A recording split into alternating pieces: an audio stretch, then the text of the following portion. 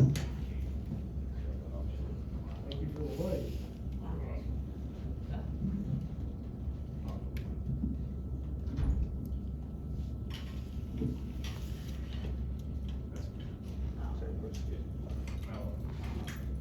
Emily?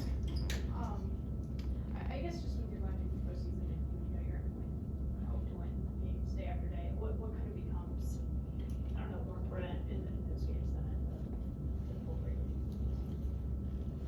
If anything. No, I mean, I think the biggest thing in postseason, especially conference play, because you're back to back to back. Just going into the week with a game plan for the week, I think is always something we do. Because you just don't have as much time to prepare for your opponent. So I think more than anything, I think we're going into this week with an offensive game plan to try to think of what we did against Nebraska, what we did against Minnesota, and just take it one game at a time, really, because you just can't look ahead to anything just because single elimination. What do you do? Is that fully game planning focus, or are you talking about like scheduling and things like? No, just like, today we'll go in and we'll take 8 plays that we think that we can use, for either Minnesota or Nebraska, and then we'll have a secondary package for the games going there. But defensively, we are who we are right now, so I like who we are defensively. It's just offensively, we struggled the last 5 minutes of the game against Penn State offensively. If we had played a little better offensively, we would have been all right. Do you have someone who lives in Indiana at this point? Yeah, we have someone watching it. Yeah. I think we have someone watching the bottom half of the other half of the bracket, but we're lucky the same coaches had Minnesota and Nebraska, so that kind of got lucky a little bit.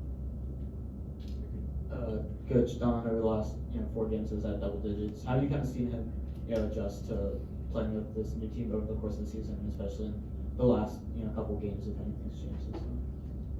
Yeah, I think Don attacked this year with great professionalism.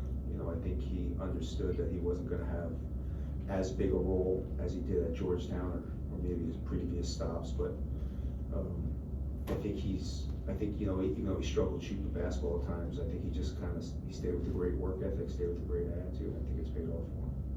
Coach, what do you think about Jameer being selected to the second team instead of first?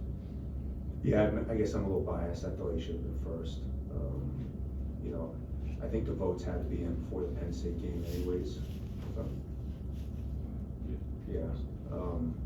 I just think what he's done for us in a year and where he's brought us, and we've put a lot on his back. But again, you can look at that first team and have an argument for every one of those guys too, and the coaches would too. So I think him just being second team, and I guarantee he was really close to being first team, is an amazing accomplishment for Jameer Young. So I'm not going to worry so much that he's not first team.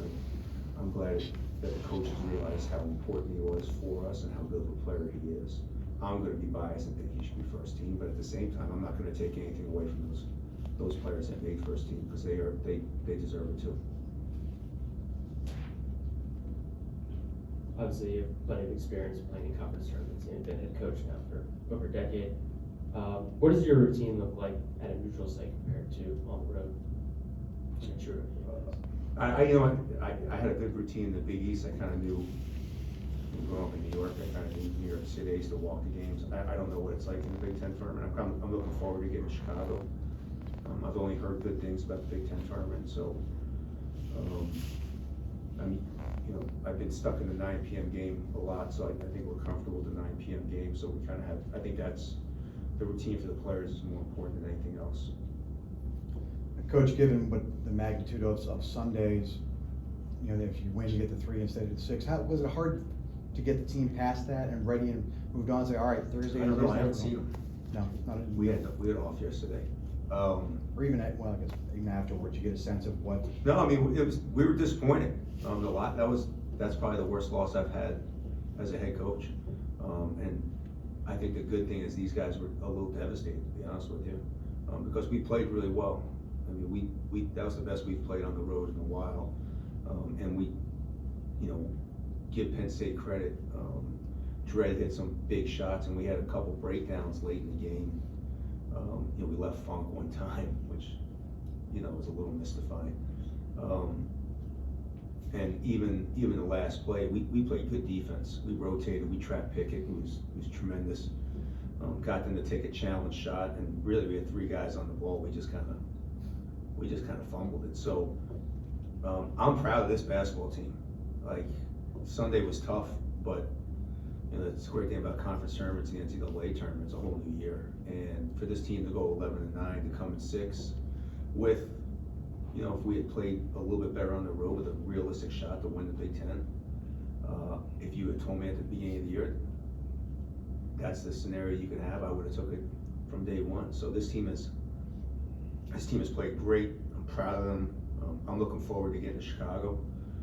Sunday hurt, but you know, we'll learn from it. We'll watch the film, and, you know, see what we can do better towards the end of the games. But to sit there and, you know, Jameer Young, second team, I think the progress Julian's made, you know, I just look at this year as a huge success. One of the questions I had, Reese, you know, early in the beginning of the year, you said from what you saw when you got here to the beginning of the season, he had improved the most, and then he was out for a little while with an injury, a little slow coming back from that, but his steady incline from that, you know, for the last 6 weeks, I guess it didn't surprise you at all. I think it surprised some people on the outside. What do you think? Yeah, I mean, I look at, you know, I think especially with young kids, Julian's only 19, so Julian's a young sophomore, probably as young a sophomore. I mean, I was watching the College of Charleston game last night against Townsend, and I think someone said there's a guy in the team that's like 27. And then you look at Julian, who's 19, going against, you know, Zach Hunter, Trace, the absolute best big men in college basketball. I think going against those guys, having to face those guys twice, really helped him develop. I think it gave him great confidence the second time going through. I think the staff has worked really, really hard. And again, I knew he was going to have a great year because he's had a great attitude and he's had a great work ethic. And it's really not complicated. I say this all the time. If you want to be successful, have a great attitude and have a great work ethic, and good things are going to happen. And I think that's one reason why this team has done so good, is because they've had a great work ethic and a great attitude. But Julian's been, I've had more fun coaching Juju than I have probably anybody, and that's saying a lot. Dante's scoring output the last 5-10 games has been a little bit down. What needs to happen to maybe get him going offensively going into the tournament?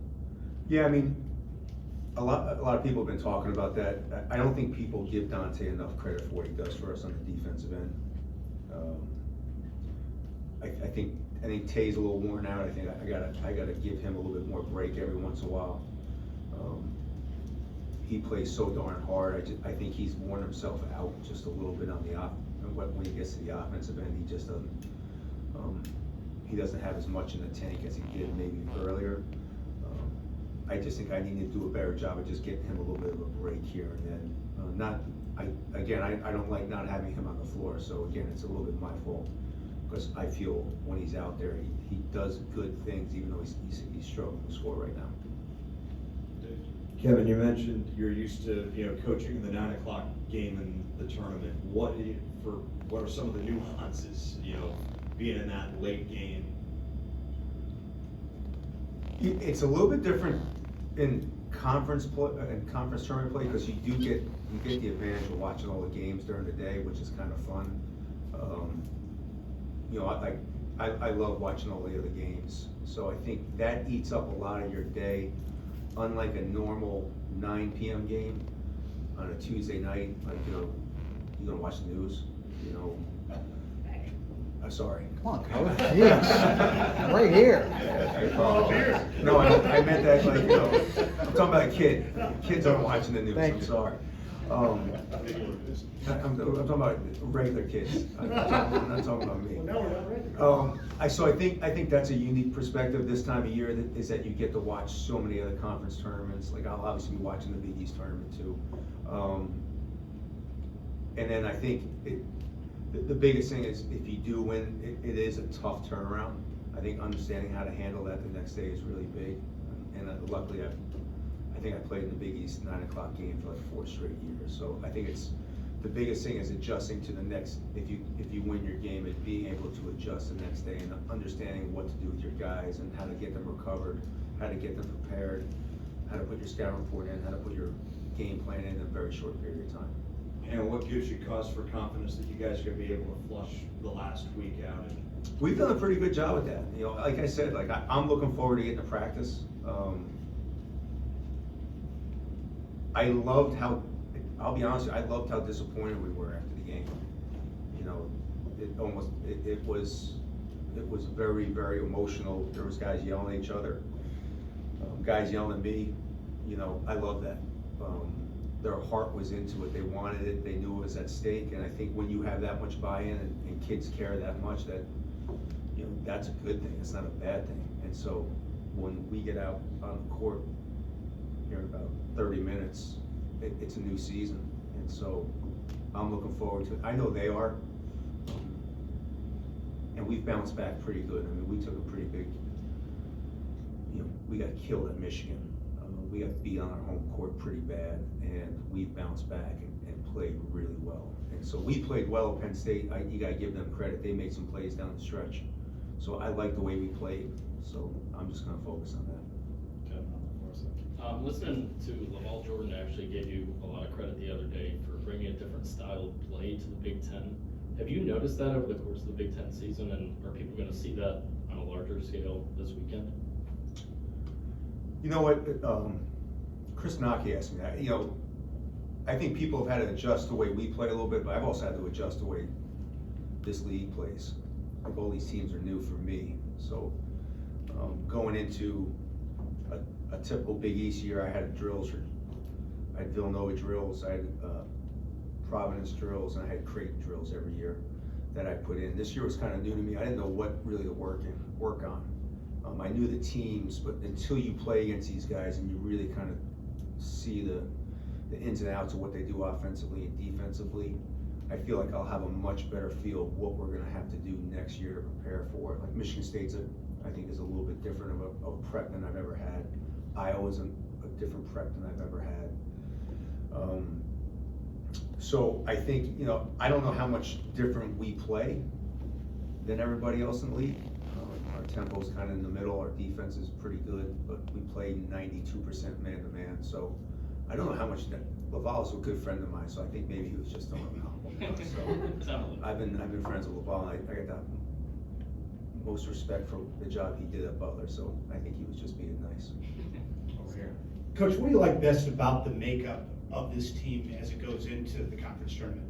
I really like the fact that I feel that we can go inside and outside at every position. We post up our 4, we post up our 5, we post up our point guard, we post up Hawk. The only position we really don't post up is a 2. So I feel like at times where I feel like maybe in the beginning of the year, I struggled with trying to get matchups and mismatches. I think because I have so much confidence in our post play that, you know, if we need a bucket, we're gonna be able to go down and get one.